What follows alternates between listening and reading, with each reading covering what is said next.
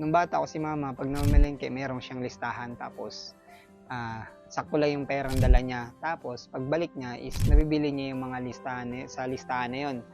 Tapos sabi ko, "Ang galing nun 'no, kapag pupunta ka sa isang lugar dapat alam mo yung, goal mo or yung purpose mo para hindi ka magsayang ng oras. Una, oras kasi kung hindi mo alam yung bibilhin mo more likely gagastos ka ng time na mag-ikot-ikot tapos, pangalawa is sayang yung, pera kasi may time na kapag hindi sakto sa budget or hindi mo 'pag hindi nakalaan dun yung pera, more likely mas magagastos yun. Kumbaga na-relate ko din yun na habang nasa season ako ng nagwo-work ako tapos nagkakaroon ng sahod, minsan nakakalimutan ko kung ano ba yung pinag-iipunan ko. Kaya more likely kapag hindi planado yung pera ko, more likely pangbibili ko ng mga parcel. So, in the end, kapag wala na akong pera, magsisisi ako. Dapat sa mga importanteng bagay pala.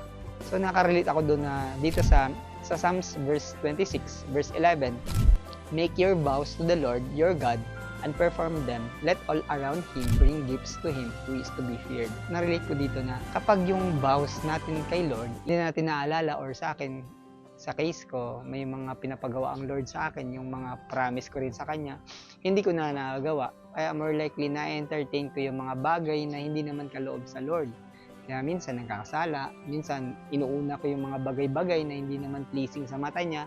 Kaya doon ko rin na-gets na, okay, kaya siguro nagagastos ko yung resources ko, yung time ko, yung money ko, kasi hindi klaro sa utak ko na para saan ba? Yung oras mo para saan ba? Para saan ba yung pera mo? Isang reminder sa akin ng Lord is, remember what you have promised to the Lord and perform it again.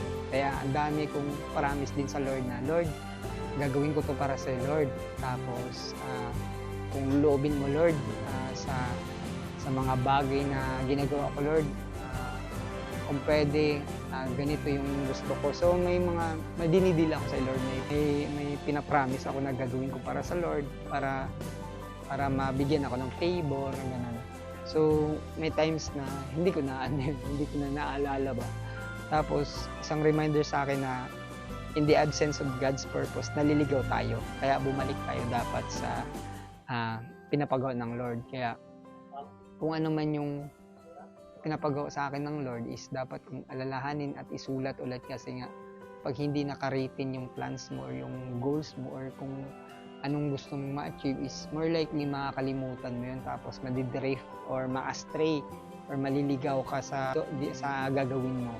Kaya napaka-importante na parang bumalik ulit sa notebook, magsulat ulit. Yung isang reminder sa akin na magsulat ulit ng mga plans ko, mga 5-year plan, 3-year plan, kung ano ba yung pinapagawa pa ng Lord at ano ba yung dapat kong gawin. So, yun yung na-realize ko din ba.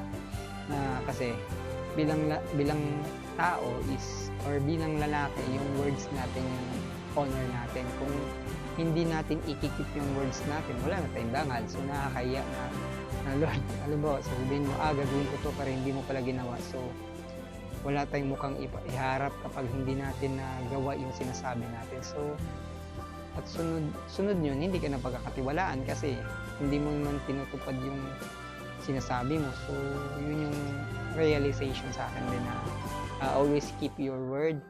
Kahit gaano kahirap kung nagsabi ka ng gagawin ko to, dapat gawin mo kasi your word is your honor. Kaya kung ano man yung mga bagay na sinabi natin sa Lord, na promise natin kay Lord, kahit mahirap gawin natin. Kasi the more na nagkukumit tayo sa plans ng Lord is the more na mas mag-i-excel tayo. At yun lang.